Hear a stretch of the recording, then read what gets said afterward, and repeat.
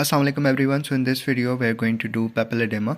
ठीक है, देखो पेपिलोडेमा में बेसिकली डेफिनेशन की बात करें ना तो इसमें क्या होता है, जो ऑप्टिक नर्व का जो हेड होता है ना उसकी बेसिकली हमारे पास इन्फ्लेमेशन और उसका ओडेमा हो जाता है। ठीक है, और ये बेसिकली पेपिलोडेमा में आपने याद रखना है कि ये बायलैटरल होता है। ठीक है, अच्छा, इसके बाद हम लोग आते हैं इसकी कॉजेज़ पे। ठीक है, हमारे पास पेपिलोडेमा मतलब ऑप्टिक नर्व का हेड की इन्फ्लेमेशन हुई है। किस वजह से हुई है? क्योंकि पीछे से प्रेशर ज़्यादा आ रहा है, इंट्राक्रेनियल प्रेशर ज़्यादा हो गया। ठीक है, अब देखो कॉजेज़ की अगर हम बात करें ना तो तीन हमारे पास इंट्राक्रेनियल ये कॉजेज़ याद रखनी है। ठीक है, अगर इंट्राक्रेनियल इन्फेक्शन है जिसमें इनकेफेलाइटिस हो सकता है या मेनिंजाइटिस हो सकता है। ठीक है, फिर इसके अलावा इंट्राक्रेनियल हेमोरेज याद रखनी है और इंट्राक्रेनियल हाइपरटेंशन याद रखनी है। ठीक है, फिर इसके बाद सिस्टमिक भी कोई कॉज हो सकती है जिसमें हमारे पास मैलिग्नेंट हाइपरटेंशन है और प्रेगनेंसी है। ठीक है, इसके अलावा ट्रॉमा हो गया, ट्यूमर हो गया जिसमें रेटिनोब्लास्टोमा और मेलानोमा याद रखना है। ठीक है,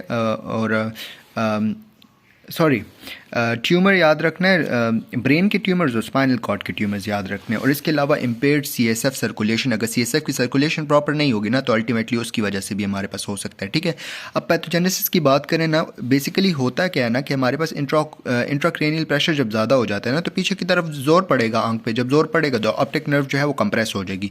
जब ऑब्वियसली वो कंप्रेस हो जाएगी तो उससे जो ट्रांसमिशन हो रही थी, ठीक है, एक्सोनल ट्रांसपोर्ट, वो नहीं होगी। अल्टीमेटली क्या होगा, ऑप्टिक नर्व जो है वो डाई कर जाएगी। ठीक है, और इन्फ्लेमेशन भी हो जाएंगी। ठीक है, इसके अलावा हमारे पास ना ये भी होता है कि जब प्रेशर आता है ना तो उसकी वजह से हमारे पास जो ब्लड वेसल्स होती है ना, क्योंकि ये जो आई है, जो ऑप्टिक ये जो शीत होती है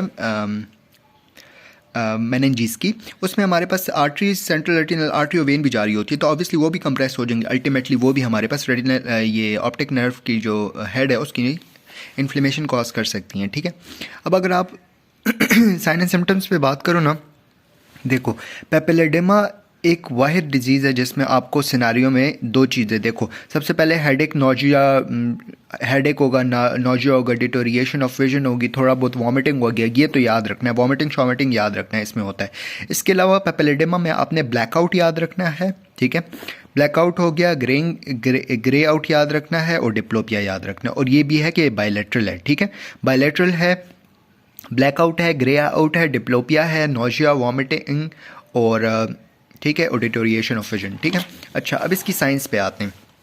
देखो पेपिलोडेमा में ना हमारे पास चार साइंस हमें नज़र आते हैं। बेसिकली हमारे पास अर्ली पेपिलोडेमा होता है। ठीक है, इसके अलावा हमारे पास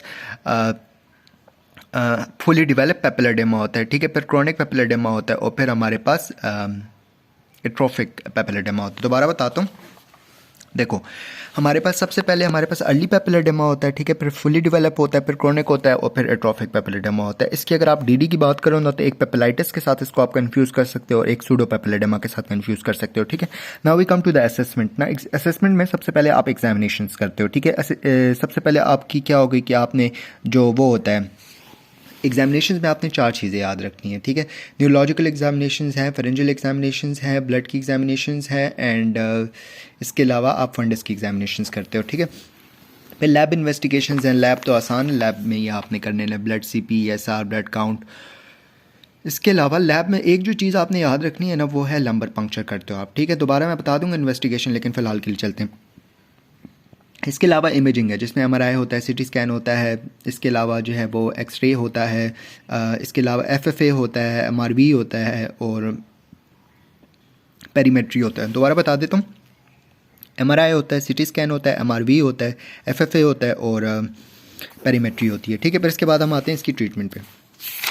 देखो ट्रीटमेंट में ना बेसिकली हम लोगों ने अंडरलाइनिंग कॉज को ठीक करना है। ठीक है, लाइक जिसकी वजह से भी हो रहा है, कोई ट्यूमर है, कोई ट्रॉमा है, कोई हेमोरेज हो रही है, वट एवर इट इज़, इसको हमने ठीक करना है। ठीक है, इसके अलावा हम लोगों ने क्या करना है कि हम लोगों ने देखो इंट्राक्रेनियल प्रेशर हमने रिड्यूस करना है। कैसे रिड्यूस करते हैं? हम लोग डायूरेसिस करते हैं और रिपीटेड लंबर पंक्चर करते हैं ताकि हमें पता रखता रहे ना कि इंट्राक्रेनियल प्रेशर नॉर्मल की तरफ जा रहा है। ठीक है, और नॉर्मल प्रेशर कितना होता है? 20 सेंटीमीटर ऑफ फॉरवर्ड। ठीक है, इसके अलावा हम लोग एक और चीज़ करते हैं विच इज़ दी वेंट्रिकुलर लंबो पेरिटोनियल शंट।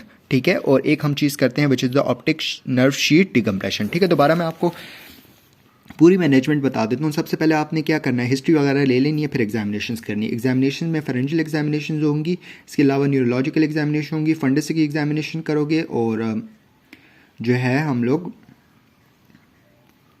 ब्लड प्रेशर कर रहे देंगे। ठीक है, अच्छा ब्लड एग्जामिनेशन हो जाएंगी, ठीक है। फिर इसके बाद हमारे पास लैब इन्वेस्टिगेशंस है। लैब इन्वेस्टिगेशंस में आपने क्या करना है कि हमने जो है ब्लड सीपी कर लेना है, ईएसआर कर लेना है, ब्लड काउंट कर लेना है, इसके अलावा ब्लड शुगर कर लेना है, इसके अलावा लंबर पंक्चर करेंगे, ठीक है। फिर इसके बाद इमेजिंग है, एमआरआई है, सीटी स्कैन है, एमआरवी है, एफएफए है और पेरीमेट्री है, ठीक है। फिर इसके बाद जब हम लोग ट्रीटमेंट पे जाते हैं तो हम लोगों ने पहले अंडरलाइनिंग कॉज को ठीक करना है। अंडरलाइनिंग कॉज को ठीक करने के बाद हम लोग इंट्राक्रैनियल प्रेशर को रिड्यूस करेंगे बाई डायूरेसिस, ठीक है।